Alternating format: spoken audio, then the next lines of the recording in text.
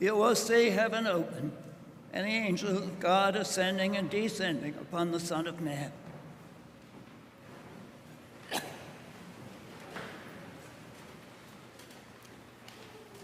Nathanael has confessed Jesus to be the Son of God and King of Israel. Jesus' response to that is that you will see heaven open and the angels of God ascending and descending upon the Son of Man. We never hear later of this happening, which is a little curious, though to be sure there are many curious things in Holy Scripture. But clearly Jesus has in mind here Jacob's ladder. You remember back in Genesis, Jacob fleeing from his, at that point, murderous brother Esau, has gone out into the wilderness. He's left the promised land, and he lies down, he puts a stone for his pillow, and he dreams. And in that dream he sees the ladder set up between earth and heaven, and the angels ascending and descending upon it. He awakes. Behold, how dreadful is this place. This is none other than the house of God. This is the gate of heaven. He thought he'd left God behind in the land that was particularly belonging to God. But no, God was with him. And he had given him that vision of open heaven. So when Jesus tells Nathanael that he will see the heaven open and the angels descending and ascending upon the Son of Man, he is saying, in effect, that he himself, Christ, is not just the Son of God, King of Israel, but he is the gate of heaven, standing before him. This is the incarnate Lord who fulfills Jacob's vision. And so Jesus is telling Nathanael even more about who he is. But what about the angels? We know that there are lots of them. They serve God. And thus, in seeing the angels ascending and descending upon Christ, that reminds us that the angels are here to glorify God, to glorify Christ, to serve him, to do his bidding. They always point to him. So that it's always possible that we could pay too much attention to the saints if they distract us from Christ. Because their job is to lead us to Christ and to foster the life of Christ within us. So how do they serve Christ? In the first place, by worship.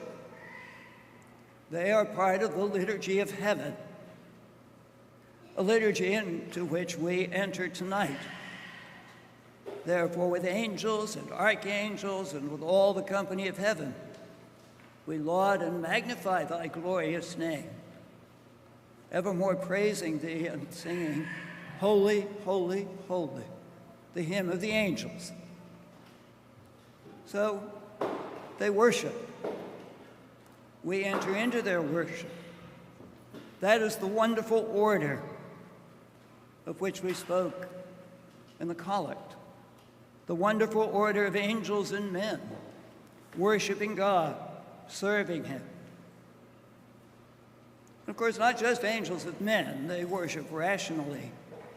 But the rest of creation also worships after its proper nature. The animals, the plants, even the inanimate creation, the stars, the sun, the moon, all of it worships God, is for that which it was created. And so remembering that the angels do it, that will help us to open our eyes to see the worship, the adoration which the rest of creation offers to Christ. So they worship. Some angels serve as messengers. Gabriel, of course, came to the Blessed Virgin. Behold, thou that art highly favored. Gabriel also came to Zechariah to teach him about the coming birth of St. John the Baptist. Some angels serve as fighters, as advocates.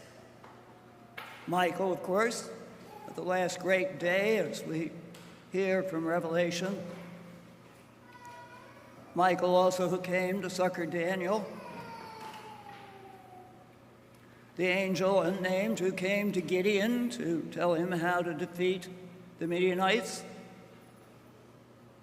The angel that came and destroyed the evils of Sodom. And of course, our guardian angels, who are there to defend and protect us, at least when we let them. And then some angels serve as guides. St. Raphael guided Tobias on his journey. Read the book of Tobit if you never have. It's a good story. The angel who delivered Peter from prison and led him out through the gates and into the streets of the city. They guide. So, if there are all these angels and God uses them to fulfill his will, why do we never see them? And it's not just because they're immaterial. They do manifest themselves to people from time to time. Well, they do what is good for us. Most of the time, it's better that we don't see them doing that. There are the occasions when they do show themselves to us. But that always brings with it an element of danger. In the first place, there's the danger of pride. You know, you can imagine, if you have a vision of an angel, how hard it will be for you not to say, wow, I must be great. I've seen the angel. How spiritual I am. So, God doesn't want us to go there, obviously. And so the angels may be hidden. There is the story of one of the desert fathers. They were monks, Egypt, Palestine, beginning about the end of the 3rd century. Most of them were hermits. And there was one of them who was sitting in his cell, which he spent most of the day doing, unless he was out cultivating his vegetables. He was sitting in his cell reading scripture, and he came upon a passage which didn't make any sense to him. So he said, okay, Lord, I'm going to fast for you to reveal this to me. So he started fasting. Days later, he's still fasting. Weeks later, he's still fasting.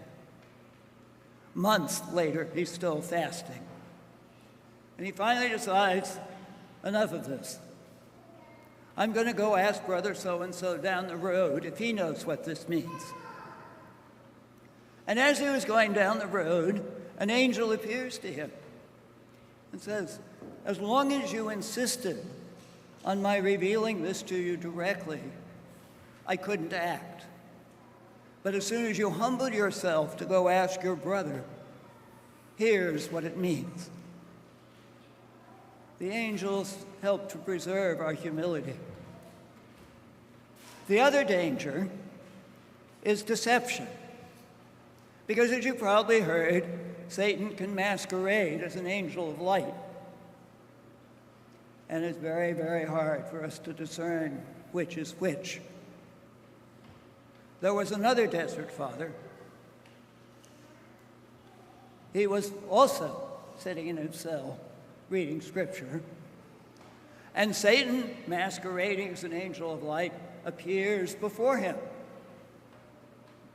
He looks up from his book, says, I haven't done anything to deserve an angel, and goes back to reading. Satan is unmasked and disappears, leaving behind a foul stench. See, he had the humility to know that if God really wanted to communicate some things with the angel, he'd do it. But meanwhile, he was focused on what his monastic responsibility led him to do. So, the second danger of an angel appearing to us.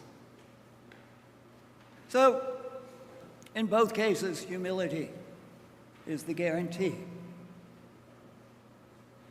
So tonight, as we rejoice and celebrate the angels, especially the archangels, let us also rejoice in the wonderful order of angels and men, that order of worship, of liturgy, of service, in which we join as we do at every Mass. And let us give thanks that God appoints his angels for us, to support, to guide, to protect us, and to lead us ever closer to Christ, who is himself the gate of heaven.